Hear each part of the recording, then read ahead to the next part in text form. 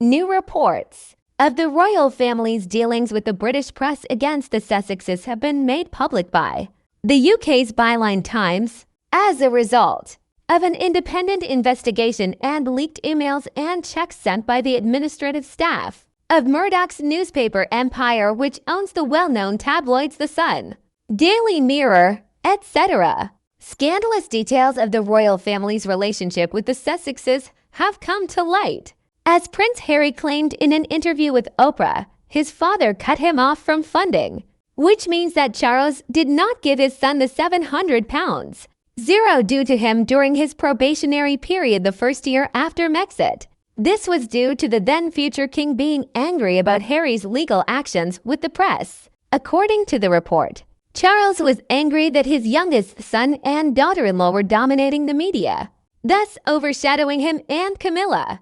But that was just the tip of the iceberg.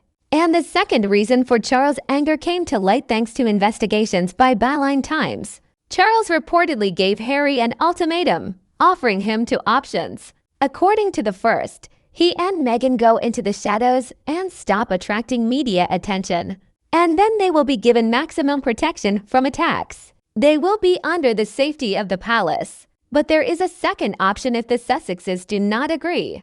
Then the royal family will have to expel them and criticize them publicly as severely as possible to reduce the threat of them overshadowing the rest of the family. Apparently, Harry chose the second option.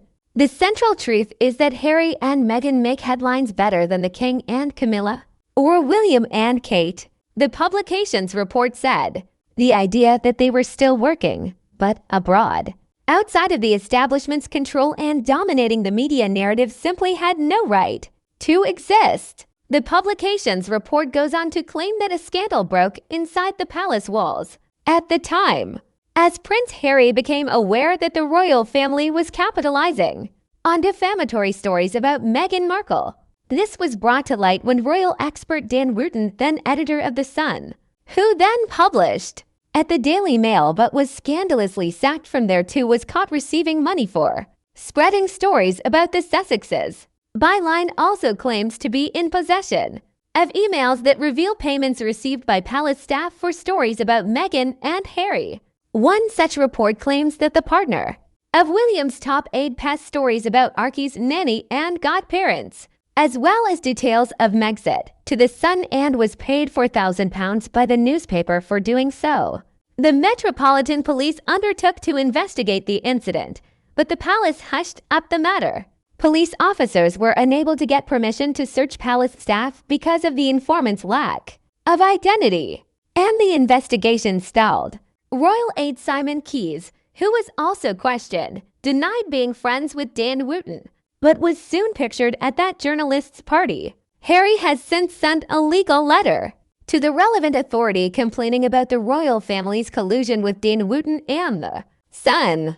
Byline Times reports went on to reveal that Sir Clive Alderton, the current king and his wife's personal assistant and right-hand man, and former Lord Chamberlain Lord Peel tried to get the Sussex man to drop the claims. But when he didn't give in to the entreaties, the courtiers pressured the prince to change the wording in the documents and strike the royal aide's name from them, an attempt to return the Montecito couple to Britain and put them under their own control, so that they would not attract media attention and overshadow the royal family with their complaints, or anything else, failed.